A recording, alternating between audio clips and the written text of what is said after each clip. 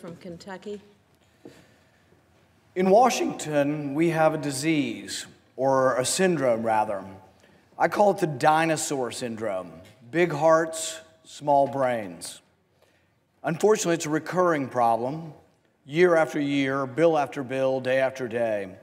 In Washington, it is argued that you are more compassionate if you give away more of someone else's money. I would argue that true compassion is in giving your own money away. I would argue that truly rational policy is giving away money that you have. So it's one thing to give away other people's money. It's another thing to give away money that you don't even possess. We as a country have a $20 trillion debt. We borrow $1 million every minute. And yet we are putting forward a bill to allocate $15 billion to those who are suffering under Harvey or from Harvey without paying for it, without finding the money anywhere, with just simply adding it to our tab, adding it to our $20 trillion bill. How did we get to $20 trillion in debt? Big hearts, small brains. Nobody has the courage to say, why don't we pay for it? Why don't we be legislators and stand up like men and women and say, let's set priorities. If it's a priority to help those in Texas, and I have great sympathy for those in Texas, my family is there, I have family members with 2 feet of water in their house, so I have great sympathy for those who are in need. But there's no reason to be foolish. We shouldn't just borrow the money. Why don't we take the money from something less important? My amendment, America First Amendment, would take the money from money that we were going to send to foreign countries. We send billions and billions of dollars to countries who hate us. We send billions and billions of dollars to countries who burn our flag. I think it's a very simple choice that when we're looking at helping those in need in our country, we quit sending money to other countries. What my amendment would do would be pay for the $15 billion in aid by taking it out of the foreign aid account. Who gets the money in the foreign aid account? What is it spent on? I'll give you a couple examples of what we spend our foreign aid on.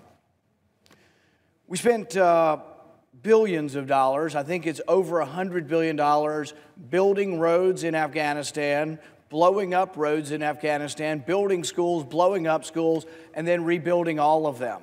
Sometimes we blow them up, sometimes someone else blows them up, but then we always go back and rebuild them.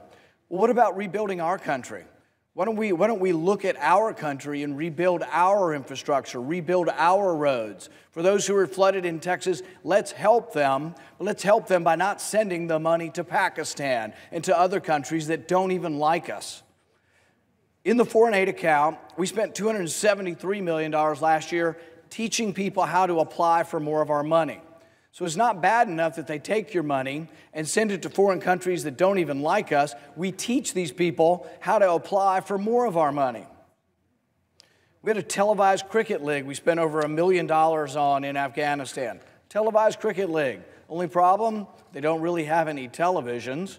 And why it's our obligation, why is the U.S. taxpayer asked to pay for a cricket league in Afghanistan? We spent $45 million on a natural gas station in Afghanistan. $45 million.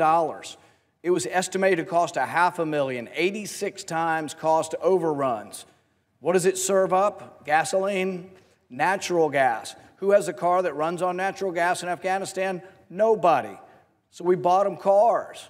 We bought them cars that run on natural gas. Then they had no money to buy the natural gas, so we gave them credit cards to buy the natural gas. That's where your money's going. If you want to help the people in Texas or those people who may be hurt in Florida, why don't we quit sending the money overseas? These are the people who chant death to America, and we send more money to them. We spent money on home mortgages in Nigeria. We're spending money on home mortgages in Nigeria. We spent money on tourism in Albania. This is one of my favorites. We spent money teaching people in Kenya how to use Facebook. All I'm asking is, why don't we stand up like men and women, like real legislators, and if we're going to have compassion for those in Texas, why don't we have the good wisdom not to just simply add it to our debt? in hysteria, everyone's hysterical, we must give someone else's money.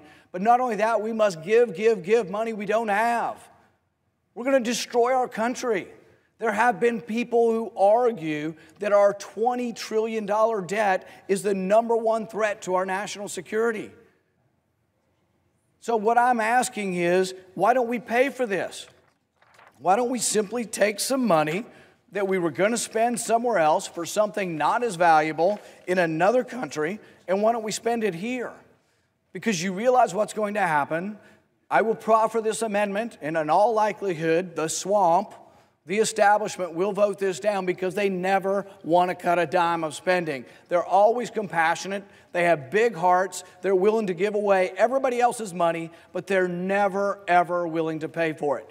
This is both parties, both Republican Party and Democrat Party. Watch the vote and see who is a conservative and who says we should pay for the aid for Harvey and who says, oh, no, we should add it to the tab. Where's the $15 billion going to come from?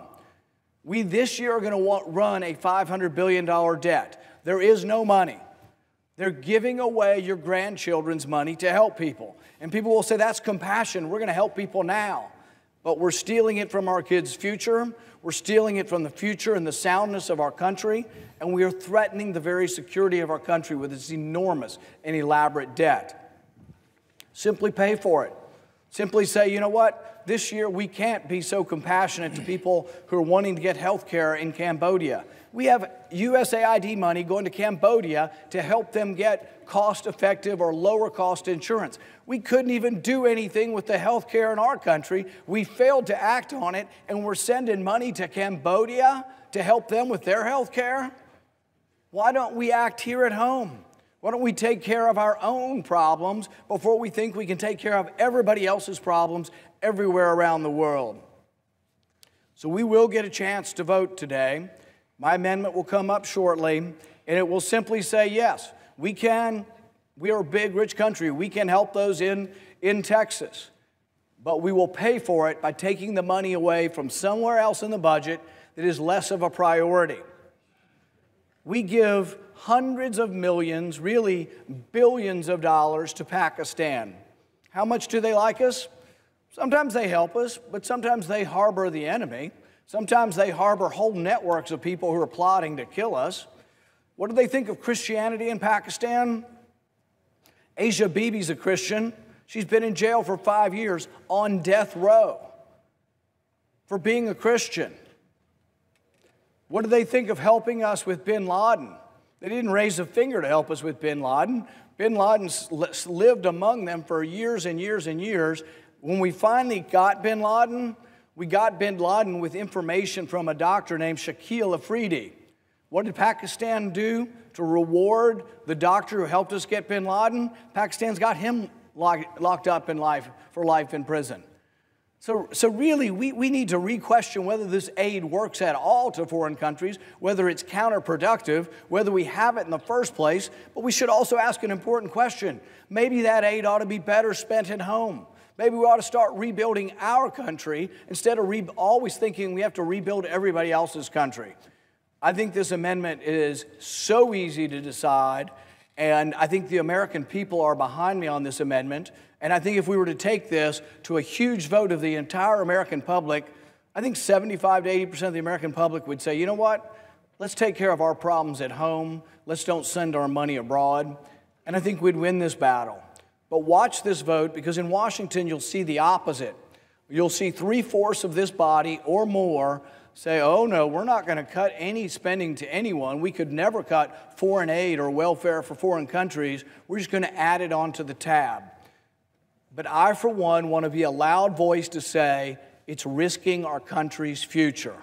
It's risking the security of the United States to keep adding to a $20 trillion debt, no matter how good the cause is.